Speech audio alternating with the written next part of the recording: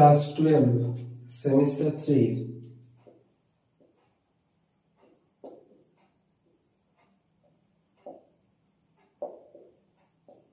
একটা chapter profit and loss appropriation account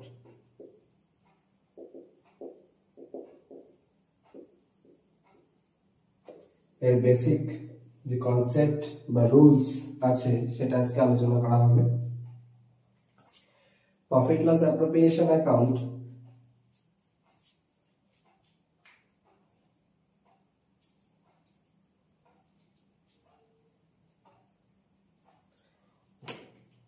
profit loss appropriation account ডেফিনেশনটা হয় partnership is a relation between two or more persons to carry on business, profit or loss of which will be shared or distributed between them in agreed ratio. The business is carried on by all partners or any of them acting for all, according to Partnership Act 1932.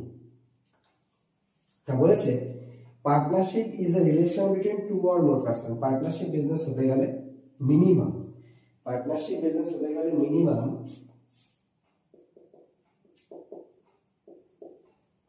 Two person হতে লাগবে।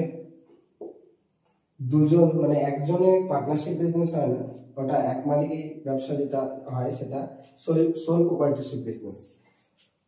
Partnership হতে গেলে minimum দুজন person লাগবে, maximum 50%, minimum 2% হতে হবে আর maximum 50। তো partnership is a relation between two or more person to carry on business, দুজন কি তার বেশি যারা বিজনেসটা চালাবে। Profit or loss which will be shared or distributed between them, profit বা লস যাই হবে না কেন সেটা ডিস্ট্রিবিউট হবে তাদের মধ্যে, দুজন হতে পারে, তিনজন হতে পারে, চারজন হতে পারে, যে কয়জনই হবে তাদের মধ্যে ডিস্ট্রিবিউটেড হবে অ্যাগ্রিড রেশিও, তাদের মধ্যে একটা রেশিও হবে, তাদের পার্টনারশিপ ডিড বা পার্টনারশিপ চুক্তিপত্র অনুযায়ী একটা রেশিও থাকবে। যে কোনো তিনজন থাকলে 2:2:1 হতে পারে, যে কোনো হতে পারে। এই যে একটা রেশিও থাকবে সেই রেশিওতে ওরা বিজনেস থেকে যে প্রফিটটা আর্ন করবে সেই প্রফিটটা সেই রেশিওতে ডিস্ট্রিবিউট করা হবে। সে প্রফিট হতে পারে বা লসও হতে পারে। Profit or loss of which will be shared or distributed between them in agreed ratio. The business is carried on by all partners or any of them acting for all. বলছে the business carried on, business চালিয়ে নিয়ে যাবে all partner, সমস্ত পার্টনার্সরা business চালাবে, or বা হতে পারে any of them, তাদের মধ্যে কোনো একজন যে সবার হয়ে কাজ করবে। এটা পার্টনারশিপ অ্যাক্ট 1932 এর অ্যাকর্ডিং এটা ডেফিনেশন দেওয়া হয়েছে পার্টনারশিপ বিজনেসের। তারপরে লেখা আছে partnership always have and partnership did বা এগ্রিমেন্ট। ডিড, পার্টনারশিপ ডিড মানে চুক্তিপত্র। অংশীদারি ব্যবসায় অবশ্যই একটা পার্টনারশিপ ডিড মানে অংশীদারি চুক্তিপত্র হতে হবে, সেই চুক্তির ভিত্তিতেই বিজনেসটা পরিচালিত হবে বা এক্সিকিউটেড হবে। Partnership always have an partnership did or agreement. এবার কিছু রুলস আছে।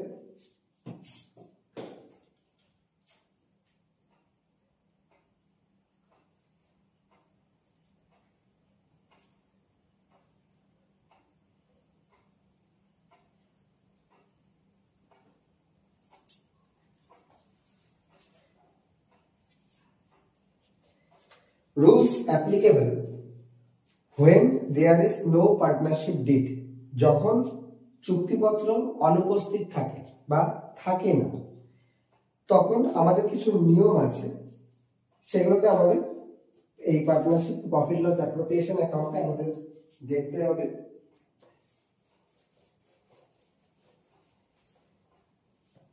এক নম্বর interest on capital. Interest on capital মূলধনের উপর সুদ। যদি ডিডে, পার্টনারশিপ ডিড বা চুক্তিপত্রে যদি উল্লেখ করা কিছু না থাকে তাহলে interest on capital not allowed, কোনো কিছু হয় না, অ্যালাউ হবে না। ডিডে থাকলে হবে, না হলে হবে না। নেক্সট লেখা আছে পার্টনার স্যালারি আর remuneration. Partners salary or remuneration। Partner salary আর রেমুনারেশন সেম, যদি ডিডে কোনো কিছু উল্লেখ করা না থাকে তবে এটা নট অ্যালাউড, হবে না। 3 partners commission. Partners commission, partners কমিশনও সেম, যদি ডিডে উল্লেখ করা না থাকে তাহলে পার্টনার্স কমিশন পাবে না, নেওয়া যাবে না। Next 4 number interest on drawing. Interest on drawings বা উত্তোলনের উপর সুদ। পার্টনাররা যে টাকাটা বিজনেস থেকে তুলে নেয় তার উপর সুদ। Interest on drawing, interest on drawing ও not charged.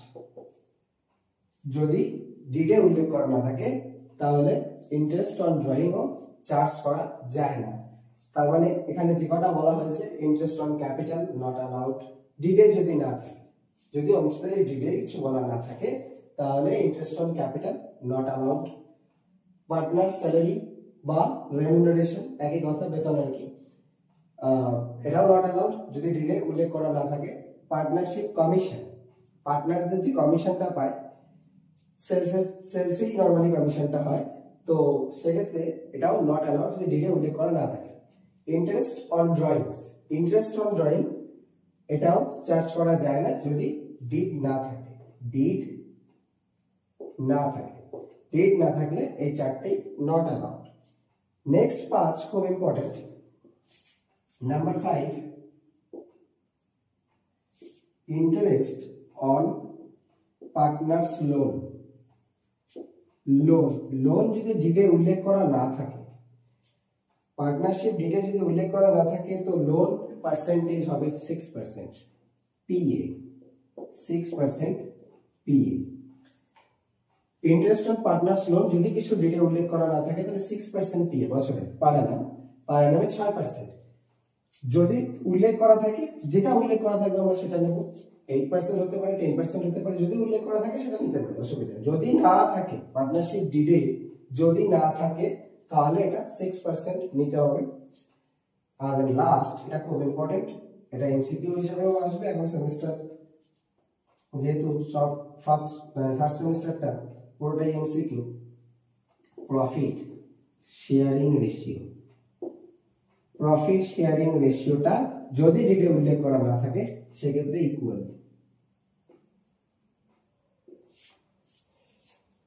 Profit sharing ratio ডিডে যদি উল্লেখ করা না থাকে, দুজন পার্টনার থাকলে 1:1, তিনজন পার্টনার থাকলে 1:1:1। যদি ডিডে উল্লেখ করা না থাকে তাহলে এটা ইকুয়াল। এই হচ্ছে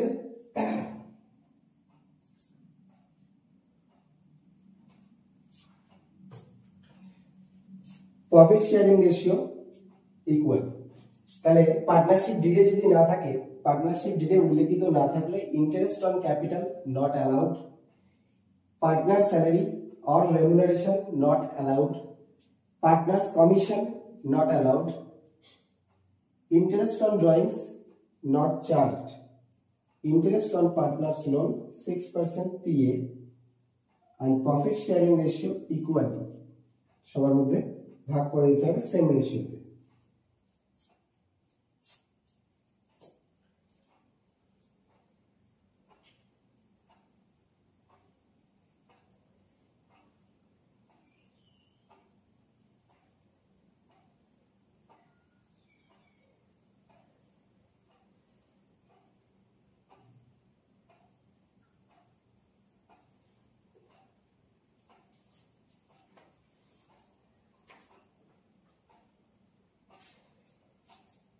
নেক্সট পার্ট,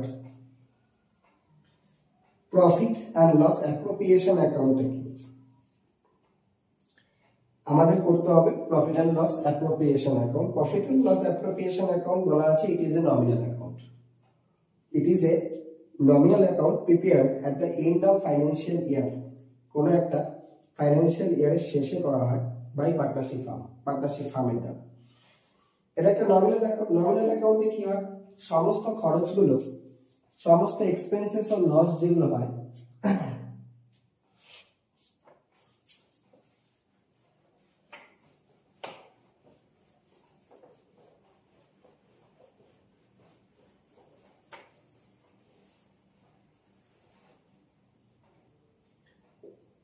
এক্সপেন্সেস নমিনাল অ্যাকাউন্টের ক্ষেত্রে কি হবে?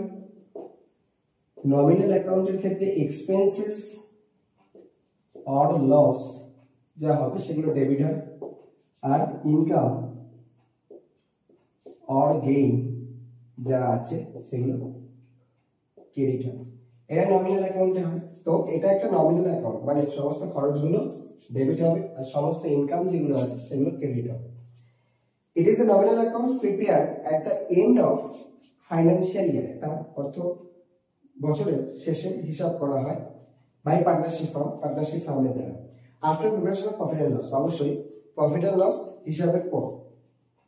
It shows distribution or allocation of net profit among the partners as per partnership deed.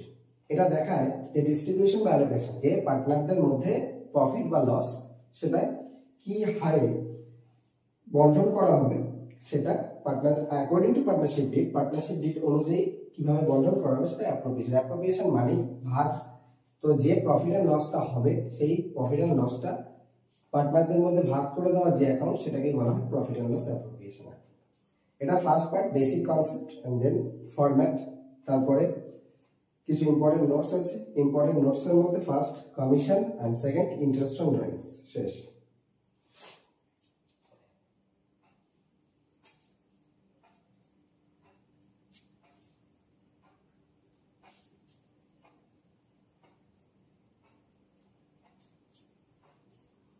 Next, format.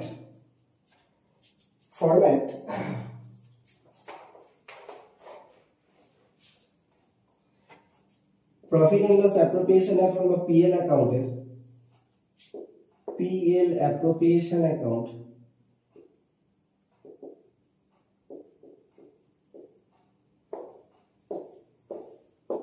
PL appropriation account এর ফরম্যাটটা কি রকম হবে? কি লেখা আছে? ফার্স্টে আমাদের প্রফিট, নেট প্রফিট বা লসটা নিতে হবে। যদি প্রফিট হয় তাহলে by profit and loss account, profit and loss account, এটা নেট প্রফিট আসলে এটা হবে, যেহেতু বলেছি নমিনাল অ্যাকাউন্ট। আর যদি লস হয়, কারণ এটা প্রফিট লস অ্যাকাউন্ট তৈরি করার পর তৈরি করা হয়, যদি নেট লস হয় তো এই পাশে এটা খুবই কম হয়, এটাই ম্যাক্সিমাম টাইম হয়। Profit and loss, net profit একটা দেওয়া থাকবে, সেটা আমাদের আগে ফার্স্টের দিকে এই সাইডে নিতে হবে। নেক্সট, এপাশে কি আছে? Interest on capital. যে কটা পার্টনার থাকবে এক্স ওয়াই ইনার করে আউটার করে দেবো। 3 জন থাকতে পারে, 2 জন থাকতে পারে। Interest on capital, then partner salary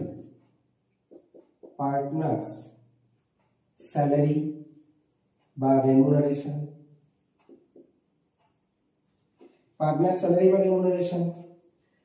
then partners bonus, commission, এগুলো সব খরচ যেগুলো দিতে হবে পার্টনার্সদের।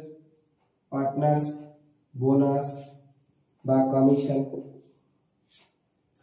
দেন জেনারেল রিজার্ভ বা রিজার্ভ ফান্ড, যদি কোনো কিছু ট্রান্সফার হয় জেনারেল রিজার্ভ বা রিজার্ভ ফান্ডে, সেটাও খরচ। Interest on partners loan, partner যদি কোনো লোন নেয় তার ইন্টারেস্টটা, ইন্টারেস্ট অন পার্টনার্স লোন, এটাও আসবে এদিকে। তাহলে কি বললাম? ডেবিট সাইডে যেগুলো এক্সপেন্সেস এর সাইডে প্রফিট এন্ড লস, যদি নেট লস হয় ইন্টারেস্ট অন ক্যাপিটালটা খুব ইম্পর্টেন্ট, সব অঙ্কেই ম্যাক্সিমামলি থাকবে ইন্টারেস্ট অন ক্যাপিটাল। যদি ইন্টারেস্ট অন ক্যাপিটালের ক্ষেত্রে একটা কথা বলা হয়েছিল, যদি ডিডে উল্লেখ করা না থাকে, যদি ডিডে উল্লেখ করা না থাকে তাহলে ইন্টারেস্ট অন ক্যাপিটাল হবে না। আর যদি ডিডে উল্লেখ করা থাকে 5% হতে পারে, 10% হতে পারে, যাই আছে পার্টনারদের আমরা ইন্ডিভিজুয়াল পার্টনার্স আলাদা আলাদা করে করে দেবো। Partner salary remuneration, partner salary remuneration খরচ, পার্টনার স্যালারি রেমুনারেশন আসবে। পার্টনার স্যালারি রেমুনারেশন যদি পার মান দেয় তাহলে সে 12 দিয়ে গুণ করতে হবে, যদি কোয়ার্টারলি দেয় তাহলে বছরে 4টে কোয়ার্টার 4 দিয়ে গুণ করতে হবে, এই দুটোই নরমালি দেয়। Partner bonus, partners bonus or commission, পার্টনারদের কমিশনের কিছু নিয়ম আছে, রুলস আছে, সেগুলো আমি বলছি পরে। নেক্সট জেনারেল রিজার্ভ বা রিজার্ভ ফান্ডে ট্রান্সফার যদি কিছু হয় সেটাও একটা খরচ, সেটাও এখানে আসবে। Interest on partners loan, partners লোনের ক্ষেত্রে একটা ইম্পর্টেন্ট নোট একটু আগে বলা হয়েছে, যদি ডিডে উল্লেখ করা না থাকে তাহলে পার্টনার্স লোনের নির্ধারিত পার্সেন্টেজ 6%, আর যদি বলা থাকে তাহলে যেটা বলা থাকবে সেটাই নিতে হবে। By drawings, interest on drawings, not drawings, interest on drawing. Interest on drawing same ভাবে যে কয়জন পার্টনার থাকবে আমরা ইন্টারেস্ট অন ড্রয়িং ক্যালকুলেট করব। ইন্টারেস্ট অন ড্রয়িংস যেটা হবে সেটা, এবার এই সাইড টোটাল যোগ করার পর এবার যোগ করব, দু সাইড সেম। এখানে যদি ব্যালেন্স আসে, এখানে যদি ব্যালেন্স আসে তাহলে to partners capital divisible profit বা distributable profit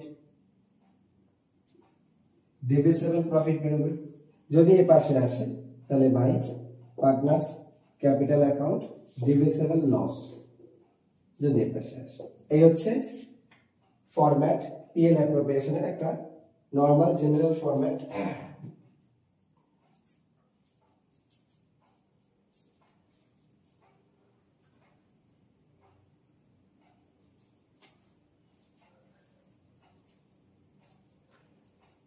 profit loss appropriation account general format, debit credit. Debit সাইডে কি কি আসে নরমালি আমি যেগুলো বললাম, ইন্টারেস্ট অন ক্যাপিটাল আসবে, পার্টনার স্যালারি বা রেমুনারেশন, পার্টনার্স বোনাস বা কমিশন, জেনারেল রিজার্ভ বা reserve fund, interest on partners loan, আর এদিকে প্রফিট লস এর net profit, interest on drawing.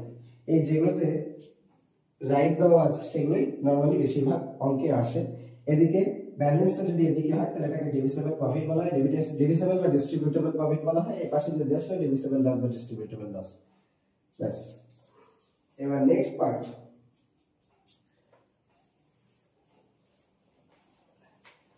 Commission.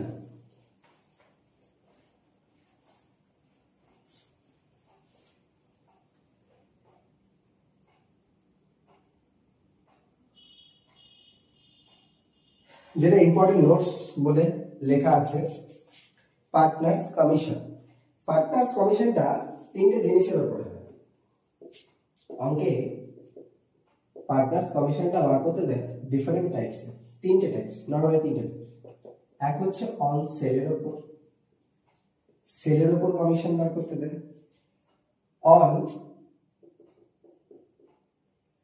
Net profit বা ট্রেডিং প্রফিটের উপর বার করতে দেয়, অন নেট প্রফিট বা ট্রেডিং প্রফিটের উপর বার করতে দেয়। আর একটা অন ডিভিসিবল প্রফিট, যেটা আমরা একটু আগে বার করলাম, ডিভিসিবল প্রফিট বা ডিস্ট্রিবিউটেবল প্রফিট যেটাকে বললাম, ডিভিসিবল প্রফিট। নরমালি তিনটের উপরই কমিশন বার করতে দেবে। একটা হচ্ছে অন সেল কমিশন, সেলের উপর বার করতে, সেলটাকে টার্নওভার বলা হয়।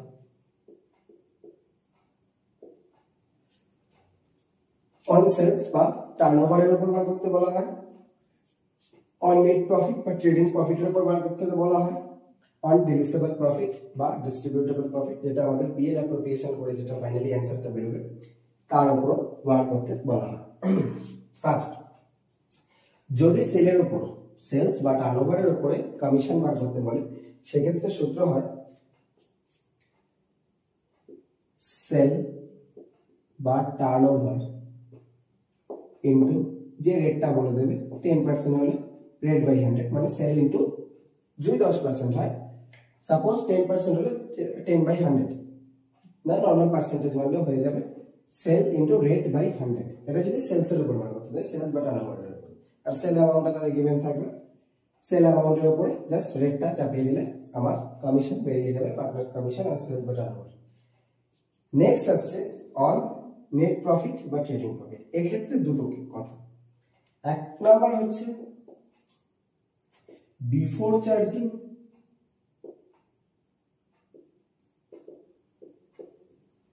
such commission, একটা হচ্ছে after charging such commission।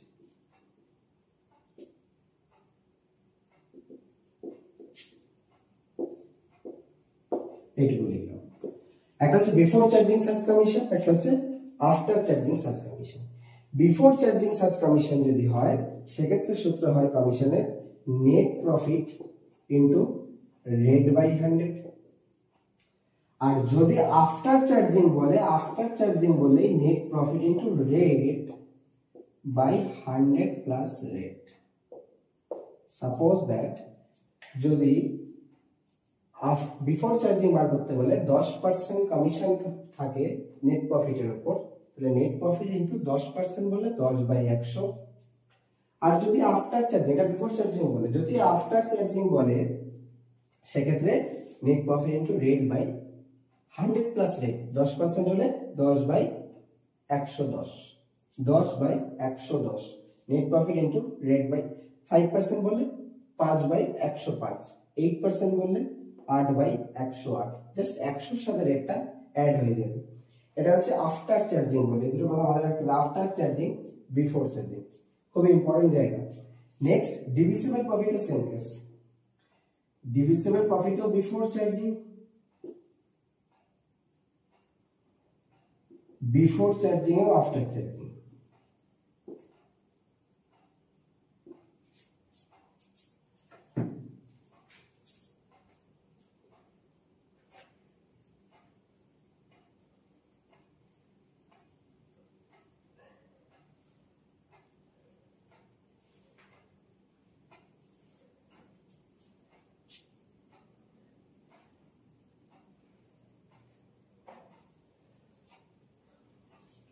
Before charging divisible profit, যেটা আমাদের প্রফিট লস অ্যাপ্রোপ্রিয়েশন করে যেমন আমাদের অ্যানসারটা আসে বিফোর চার্জিং। বিফোর চার্জিং এর ক্ষেত্রে কি হয়, ডিভিজিবল প্রফিট, আমি এখানে ডিভিজিবল প্রফিটকে ডিপি বলে দেখাচ্ছি। ডিভিজিবল প্রফিট ইনটু সেম হবে রেট বাই 100। আর যদি আফটার চার্জিং হয় তাহলে divisible profit into rate by 100 plus rate plus 100 plus rate, যদি ডিভিজিবল প্রফিটটা আফটার চার্জিং হবে। তাহলে এখানে খুব ইম্পর্টেন্ট কথা বলা হয়েছে, সেটা হচ্ছে কমিশন তিনটে ক্ষেত্রেই হবে। অঙ্কে যা আসবে এই তিনটে ক্ষেত্রের মধ্যেই আসবে, এছাড়া এর বাইরে আসবে না। কমিশন অন সেলস বা টার্নওভার, যদি সেল বা টার্নওভারের উপরে বলে তাহলে সেলস বা টার্নওভার রেট বাই 100। যদি নেট প্রফিটের উপর বলে, যেটা অঙ্কে আমাদের যে ট্রেডিং অ্যাকাউন্ট আমি বলেছি, আমি যে প্রফিট লস অ্যাপ্রোপ্রিয়েশন অ্যাকাউন্ট বলেছিলাম, তো এখানেই বলেছিলাম বাই পিএল এর আন্ডারে নেট প্রফিট আনতে। সেই নেট প্রফিটের উপর যদি বলে তাহলে বিফোর চার্জিং সাচ কমিশন যদি বলে তাহলে ওই net profit into rate by 100। যদি নেট প্রফিট সাপোজ 40,000 হয়, 10% 40,000 ইনটু 10% মানে 4,000। আর যদি আফটার চার্জিং সাচ কমিশন বলে তাহলে ওই নেট প্রফিট ইনটু 10% হলো 10/110, 5% হলে 5/105। আফটার চার্জিং যদি বলে, আফটার চার্জিং সাচ কমিশন। আর on divisible profit, divisible profit কি করতে হয়, এই পাশে সমস্ত আইটেমগুলোকে কি করতে হবে, যোগ করে আরেকটা ডিভিজিবল কমিশন ডিভিজিবল প্রফিটের উপর হবে। ডিভিজিবল প্রফিট তো কমিশন দেওয়ার পরে বেরোবে, তার আগেই যদি করতে হয় আফটার চার্জিং, সেক্ষেত্রে কি করতে হয় আমাদের এখানে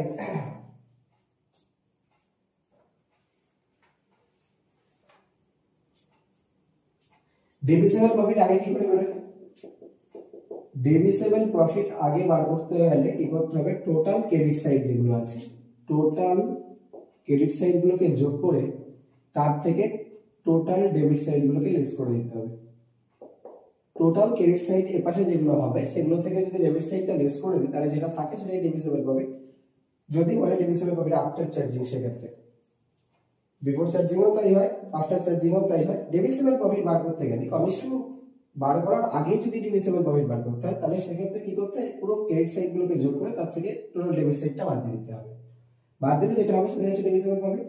ওর উপরে যদি বিফোর চার্জিং বলে ওই যেটা বেরোবে তার উপর রেট বাই 100, সাপোজ 10% হলে 10/100। আর যদি আফটার চার্জিং বলে তাহলে সেই ডিভিসিবল প্রফিটটা যেটা বেরোবে total credit minus total debit করে তার উপর রেট বাই 100 প্লাস রেট 10% যদি হয় 10/110। এই হলো কমিশনের তিনটে কেস।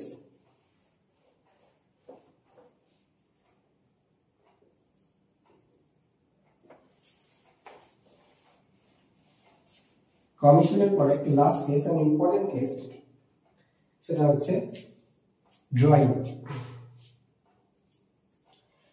এর মান্থ ক্যালকুলেশন।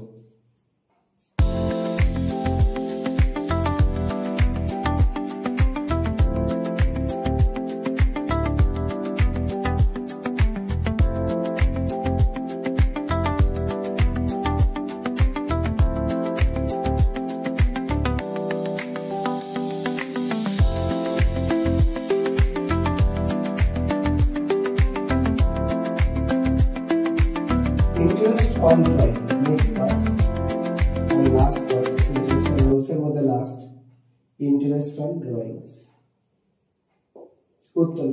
উত্তোলনের উপর সুদ, interest on drawing। interest on drawing এর মধ্যে ফার্স্ট আছে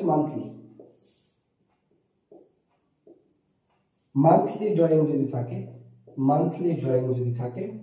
তাহলে মান্থলি ড্রয়িং এর ক্ষেত্রে আমার তিনটে হয়। এক হচ্ছে বিগিনিং, শুরুতে,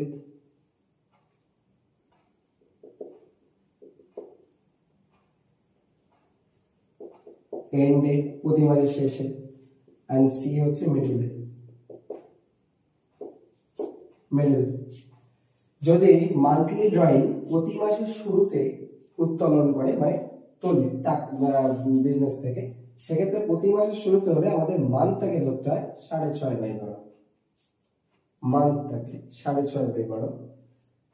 প্রতি মাসের শুরুতে হলে 6.5/12, প্রতি মাসের শেষে যদি হয় তাহলে 5.5/12। মান্থটাকে কত ধরতে হবে, 5.5/12। আর মিডলে যদি বলে তাহলে 6/12। তিনটে পার্সেন্টেজ বলা রাখতে হবে। এটা মান্থলির ক্ষেত্রে। Interest on drawing, in case of monthly drawings, beginning of each month, মান্থটাকে আমরা ধরবো ক্যালকুলেশনে 6.5/12। end of each month 5.5/12, middle of the each month 6/12। এটা মান্থলি মান্থলি ড্রয়িংস। মান্থলি পরে আসে কোয়ার্টারলি ড্রয়িংস।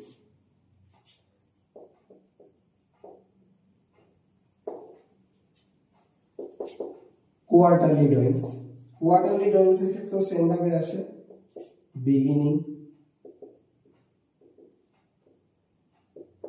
এন্ড, আর সিতে হচ্ছে মিডল। যদি বিগিনিং অফ ইচ কোয়ার্টার আছে, বছরের কোয়ার্টার কত, 4টে, 4 ইনস্টলমেন্ট, 4টে ইনস্টলমেন্ট।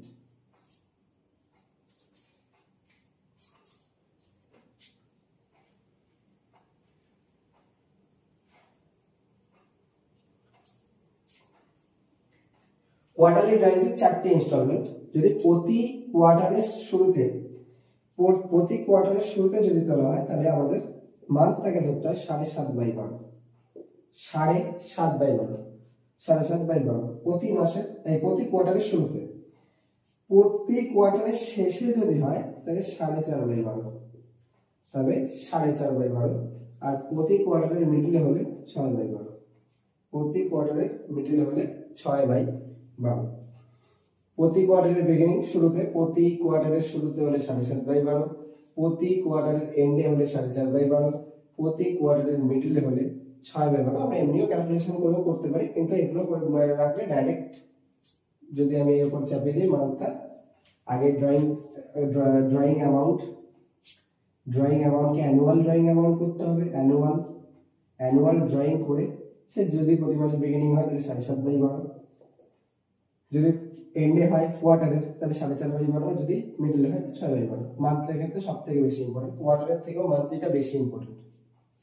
নেক্সট বলা আছে date of drawing is given, যদি ড্রয়িং এর ডেটটা গিভেন থাকে, ড্রয়িং কবে তুলছে সেটা যদি আমাদের কোশ্চেনে মেনশন করে দেয়, যদি কোশ্চেনে মেনশন করে দেয় ড্রয়িং কবে টাকাটা তুলছে, তবে সেক্ষেত্রে যদি গিভেন থাকে ড্রয়িংটা,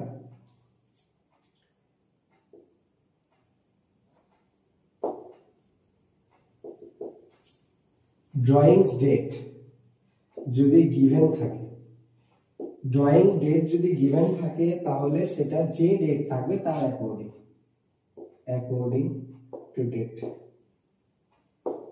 ড্রয়িং এর ডেট যদি গিভেন থাকে, কবে টাকা তুলছে সেই ডেটটা যদি আমাদের সামসে মেনশন করে দেয়, তাহলে যে ডেটটা আমাকে দেবে সেই ডেটের অ্যাকর্ডিংই আমরা ড্রয়িং এর মানটাকে ক্যালকুলেট করব। আর যদি ড্রয়িং ডেট নট গিভেন, যদি গিভেন না থাকে, যদি গিভেন না থাকে তাহলে আমরা অ্যাজিউম করে নেব 6 মান্থ, মানে 6/12। যদি গিভেন থাকে অ্যাকর্ডিং টু ডেট, যদি গিভেন না থাকে অ্যাজিউম 6 মান্থ। তাহলে এই চারটে পার্টে আমার যে basic rules profit loss appropriation account semester 3 class 12, যে প্রফিট লস অ্যাপ্রোপ্রিয়েশনের যে বেসিক যে রুলসটা আছে, যেটা ছোট অঙ্কের ক্ষেত্রে, বড় অঙ্কের ক্ষেত্রে সব ক্ষেত্রেই জানা দরকার, সেই চারটের পার্ট ফার্স্ট হচ্ছে বেসিক কনসেপ্ট, বেসিক কনসেপ্টের পর ফরম্যাট, নর্মাল ফরম্যাট, দেন কমিশন, কমিশনটা তিনটে কেসের উপর হয়, আমি বললাম সেলের উপরে, ট্রেডিং প্রফিটের উপরে, নেট প্রফিট যেটাকে বলে নেট প্রফিটের উপরে, আর একটা হচ্ছে ডিভিসিবল প্রফিট বা ডিস্ট্রিবিউটেবল প্রফিটের উপরে। এই তিনটে কমিশনের একটা কেস। এন্ড ড্রয়িং এর কেস, ড্রয়িং এর কেসে কি মান্থলি, মান্থলিতে তিনটে, beginning of each month, end of each month, middle of each month. Beginning হলে 6.5/12 মান্থ আমাদের ধরতে হবে, যদি এন্ড হয় তাহলে 5.5/12, যদি মিডলে হয় 6/12, যদি কোয়ার্টারলি হয়, কোয়ার্টারলির ক্ষেত্রেও ডাইরেক্টলি আমরা বার করতে পারি ড্রয়িংসটা কি, যদি বিগিনিং অফ ইচ কোয়ার্টার, চারটে কোয়ার্টার হয় আসলে, যদি বিগিনিং অফ ইচ কোয়ার্টার প্রতি কোয়ার্টারের শুরুতে হয় তাহলে আমাদের 7.5/12 মান্থটাকে ধরতে হবে, যদি প্রতি কোয়ার্টারের শেষে হয় তাহলে 4.5/12, আর যদি প্রতি কোয়ার্টারের মিডলে হয় তাহলে 6/12। সেম ভাবে কোয়ার্টারলি মান্থলি হওয়ার পর আর দুটো কেস থেকে যায়, ড্রয়িং ডেট গিভেন, যদি ড্রয়িং ডেটটা দেওয়া থাকে, ড্রয়িং ডেট যদি আমাদের সামসে মেনশন করা থাকে তাহলে অ্যাকর্ডিং টু ডেট, যে ডেটে নিয়েছি, আমি মান্থ হিসাব করবো যবে থেকে নিয়েছে তবে থেকে শেষ অবধি, মানে অঙ্কের শেষ অবধি, যে সময় ড্রয়িংটা নিয়েছে সেখান থেকে আমাদের ফাইন্যান্সিয়াল ইয়ার যেখানে এই সেই সামস যেখানে শেষ হবে সেই অবধি কত মাস আছে সেই মান্থটাকে আমরা ওখানে, সে যদি 8 মাস থাকে তাহলে 8/12, 6 মাস থাকলে 6/12 করে দেবো। আর যদি ড্রয়িং ডেট নট গিভেন থাকে, গিভেন না থাকে, অঙ্কে বলা না থাকে, তাহলে আমরা ওটাকে অ্যাজিউম ধরে নেবো 6 মাস বা 6/12। এই হচ্ছে ড্রয়িং এর টোটাল কেস, এর বাইরে কোনো কিছু হবে না, যা আছে এই রুলসের মধ্যে থেকেই অঙ্কের দরকার পড়ে। এই ফরম্যাটে আমাদের লং অঙ্ক করতে হয়, এখন তো এমসিকিউ, সেমিস্টার 3 পুরোটাই এমসিকিউ, ছোট ছোট অঙ্ক আসবে, ছোট অঙ্কের মধ্যে সমস্ত এই রুলস থেকেই কভার হয়ে যাবে, এবং বড় অঙ্কের ক্ষেত্রেও তাই।